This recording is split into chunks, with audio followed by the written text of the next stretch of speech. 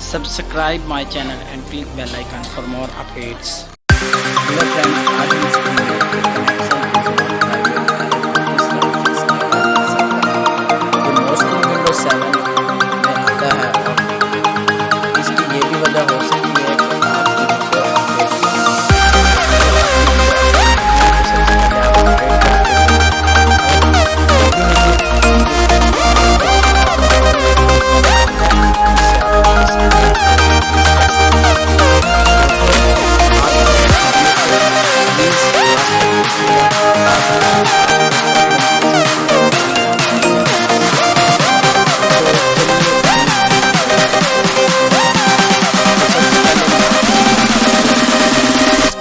provide कर दूंगा, आप वहां से